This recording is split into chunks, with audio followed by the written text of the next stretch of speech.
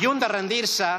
tots ells i elles continuen en peu, militant a associacions veïnals, republicanes, a sindicats o entitats en defensa de la llengua com a òmnium cultural, militant pel bé comú, lluitant contra les associacions que exaltin el franquisme, però també a favor de la reconversió d'espais de l'horror com la comissaria de Via Laietana en espais memorials que instal·lin el mai més en el cor de les generacions més joves. No els decebem, perquè la resistencia antifascista popular que plantó cara a la dictadura es la misma, señorías, que hace 1 año y medio utilizó el voto para enviar a los albaceas de Franco a la oposición. Esas mujeres y hombres que nos dieron su confianza nos piden hoy a todas las fuerzas que integramos la mayoría de investidura valentía y responsabilidad para recuperar juntos, dentro de nuestra diversidad, la memoria democrática, pero también para democratizar la economía y la política, para blindar los servicios públicos, para regenerar el poder judicial y el poder mediático, para mojar la pólvora de los reaccionarios, desarmándolos y conquistando cada día más libertad, más igualdad y más fraternidad republicanamente. Que no se nos olvide.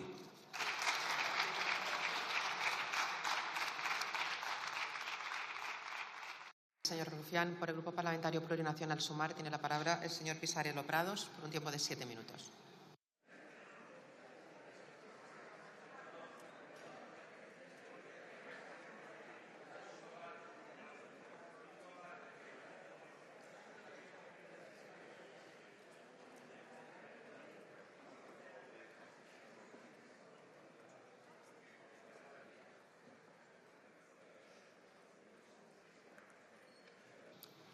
Esta iniciativa del Partido Socialista nos invita a actualizar una de las grandes conquistas civilizatorias del siglo XX, el rechazo del fascismo y del nazismo como proyectos oligárquicos de represión y de despojo de las mayorías sociales. Porque el nazismo y el fascismo histórico, señorías, fueron eso, ideologías y prácticas políticas dirigidas a imponer los intereses de los grandes capitales, reprimiendo sin contemplaciones a las clases populares, criminalizando la disidencia política, aniquilando a grupos enteros por su origen nacional o étnico o recluyendo brutalmente a las mujeres en el ámbito doméstico. Este nunca más al nazismo y al fascismo llegó a regir parcialmente en países como Alemania, Italia o Portugal,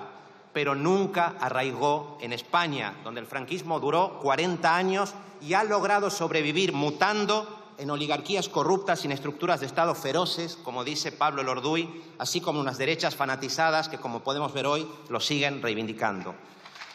Por eso queremos ser claros. Prever por ley la disolución de asociaciones que hagan apología del franquismo y de sus políticas de odio contra los vulnerables es fundamental. Pero servirá de poco si al mismo tiempo no somos capaces de remover de raíz las estructuras económicas parasitarias, corruptas, que financian al neofascismo y los aparatos judiciales, mediáticos, policiales y parapoliciales que le dan cobertura.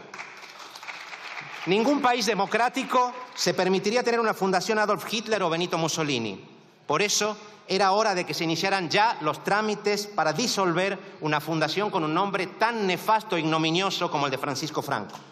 Pero no nos engañemos, el problema aquí es que el neofranquismo está entre nosotros con todo descaro. Aquí hay diputados de Vox, militares retirados, que firman manifiestos defendiendo a Franco con el mismo desparpajo que apoyan a grupos mafiosos al servicio de la patronal inmobiliaria como Desocupa.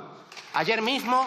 una diputada de la ultraderecha que tuitea vídeos islamófobos y antisemitas decía aquí que los menores migrantes son una jauría, mientras absolvía a los empresarios que los explotan y los dejan morir literalmente en el campo. Y todo esto ocurre sin que se investigue como corresponde el origen de los millones que de manera opaca financian todas esas bravuconadas neofranquistas difundidas desde la Fundación Disenso presidida por Abascal.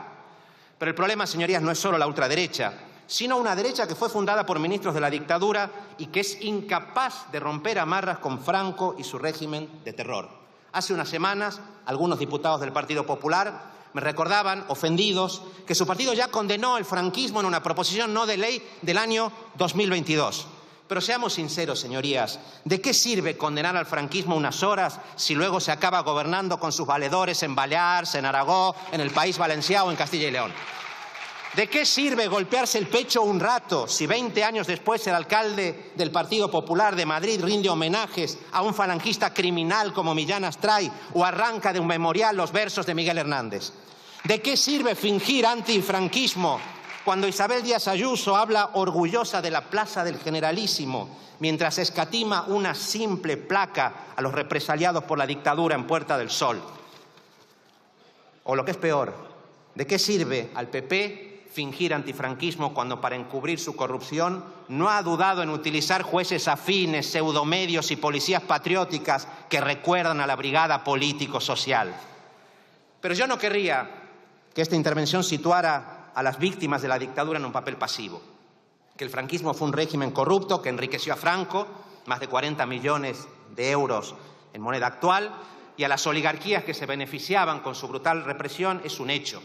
Pero esa política de la muerte, como ha mostrado el historiador Xavier Domènech, no se impuso con facilidad. Por eso este debate también debería servir para recordar a las mujeres y hombres que durante 3 años enfrentaron al fascismo en defensa de una república de maestros, de maestras y de trabajadores que consideraban suya. O a los maquis, que ya en los años 40 plantaron cara a la dictadura en montañas y en bosques, o a quienes protagonizaron huelgas generales en Manresa, Vizcaya o Barcelona, o a los miles de militantes socialistas, anarcosindicalistas, comunistas, católicos, que a pesar del estado de excepción de 1969, de los cobardes fusilamientos de 1975, de los muertos en Vitoria, realizaron 13 huelgas generales en Vizcaya, una en Sabadell y otra en Granada. O, ¿por qué no decirlo?, a los miembros de la Unión Militar Democrática que, inspirados en la Revolución de los Claveles portuguesa, lucharon para evitar la prolongación de la dictadura y, como dijo el capitán José Fortes Bouzán, para mojar la pólvora de los militares reaccionarios. Com a diputat català, us puc assegurar que la memòria resistent militant de l'antifranquisme continua habitant en els que encara avui demanen veritat, justícia i reparació. En el Carles Vallejo, en els germans Maribel i Pepus Fernández, en Blanca Serra i en tants altres empresonats i torturats durant el franquisme. Lluny de rendir-se, tots ells i elles continuen en peu, militant a associacions veïnals, republicanes, a sindicats o entitats en defensa de la llengua com a òmnium cultural, militant pel bé comú, lluitant contra les associacions que exaltin el franquisme, però també a favor de la reconversió d'espais de l'horror com la comissaria de Via Laietana en espais memorials que instal·lin el mai més en el cor de les generacions més joves. No els decebem,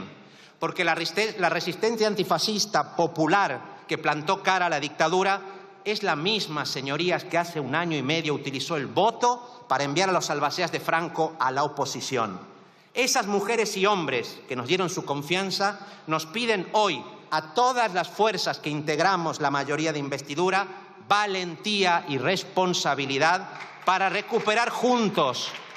dentro de nuestra diversidad, la memoria democrática, pero también para democratizar la economía y la política, para blindar los servicios públicos, para regenerar el poder judicial y el poder mediático, para mojar la pólvora de los reaccionarios, desarmándolos y conquistando cada día más libertad, más igualdad y más fraternidad republicanamente. Que no se nos olvide.